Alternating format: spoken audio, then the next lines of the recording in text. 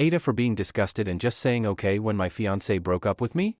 I, 28, had been with my fiancé, Alex 34, since 2020. Okay, so the problem is that Alex broke up with me last Monday. It was literally so surreal and honestly, just weird. For the past few months, he'd been acting strange. He was making demands and then dropping them immediately. Another time, he came home and got mad because I was sitting on the couch with my head covered in a blanket. When I tried to talk about it, he said, "Forget it, it's not a big deal." Every time I tried to communicate, tried to figure out what was going on, he would just say everything was fine, but he was clearly seething with rage. I told him I was going to help my parents with repairs for a few days, and somehow that was also wrong. Then, on Monday, I got a text saying we needed to talk. When I came home, he was sitting on the couch. He didn't even wait for me to take off my jacket before saying, "I want to break up." Then the verbal diarrhea started. He told me he resented me.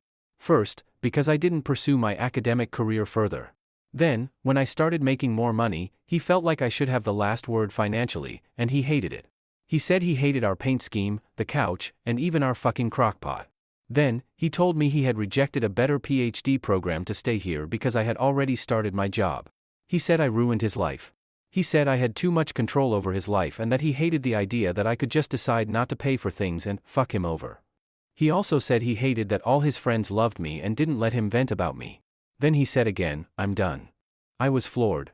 I looked at him, probably with a disgusted expression, and said, "Okay." He lost it. He said this is exactly what he meant, that it was horrible. We had been together for 4 years, and all I had to say was, "Okay," to our breakup?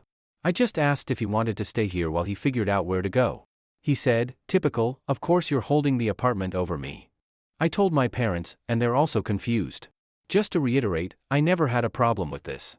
I always had the mentality that my money was our money because we were building a life together. Alex is still mad.